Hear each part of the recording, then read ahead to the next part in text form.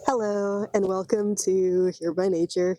Today I'm going to quickly go over the key verse and the study Bible notes for the book of Ephesians. I'm running very late, so if I seem a little bit more awkward than normal, it's because there's a ton of cars that are facing me and I am a little bit embarrassed, but I digress.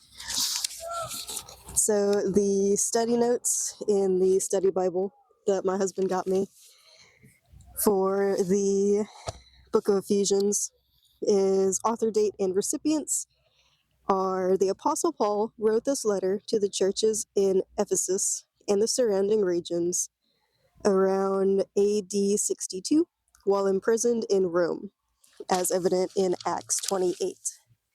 During this time, he also wrote Colossians and Philemon. Philemon. I'm sorry. I still don't know how to pronounce that, so if I butcher it, I'm super sorry. All three letters were sent with Titius and Onesimus. I'm going to try to put them on screen. Those are hard words for people to pronounce nowadays. The key theme, or the overarching theme, is there are three main themes in Ephesians. 1, Christ has reconciled all creation to himself and to God. 2, Christ has united people from all nations to himself and to one another in his church. And 3, Christians must live as new people.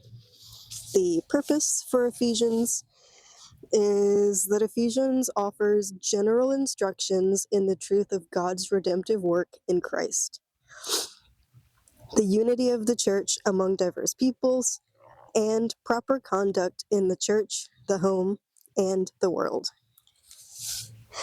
There are 8 key themes in the book of Ephesians, being all people are by nature spiritually dead.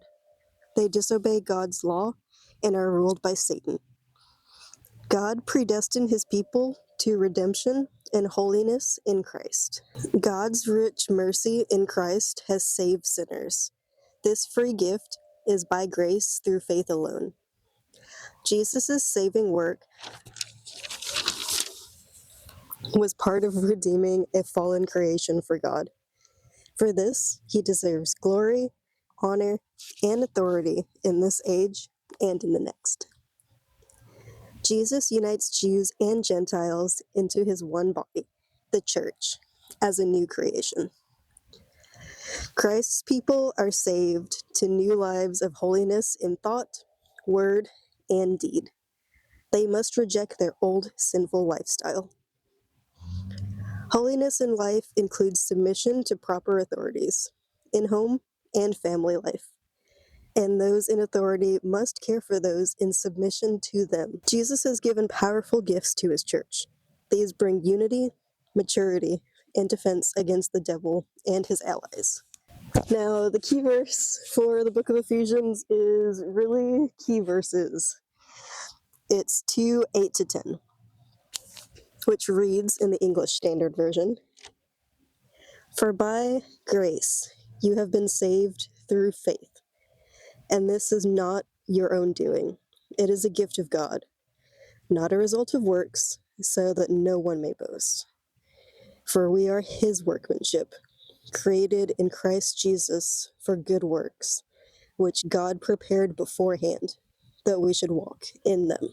The first key takeaway is salvation begins and ends with God's grace.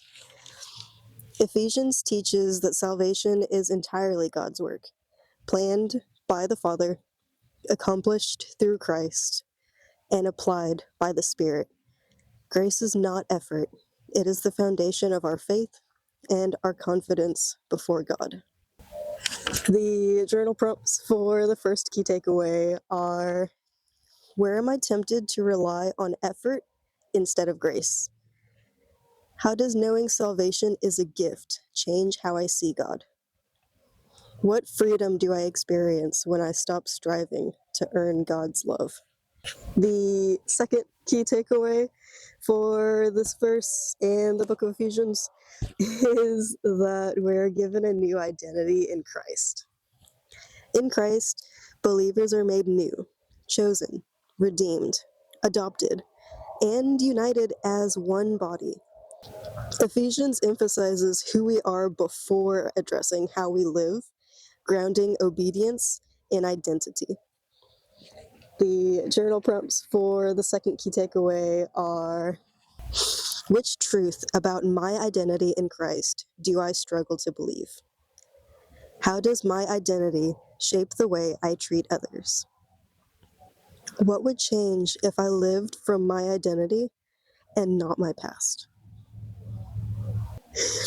The third key takeaway is grace leads to a transformed way of living. Ephesians moves from doctrine to practice, showing that good works are the result, not the cause, of salvation. Believers are called to walk in unity, love, holiness, and spiritual strength as a visible witness to Christ. The journal prompts for the third key takeaway are: what quote-unquote good work might God be inviting me to walk in right now? Where does my daily life reflect or resist my calling in Christ? How can my life better display God's grace to others this week? Now, I once again poorly timed everything as far as allowing myself time to do the personal reflection part today. Everybody's just now showing up for our church's communal prayer, so I gotta pop in for that. And again, more cars are showing up, and I'm getting to be a little awkward feeling. So, as you can tell by me not speaking properly. So, hopefully, you heard whatever it is you needed to hear today. And until next week, friends, I'll see you then, and have a blessed one.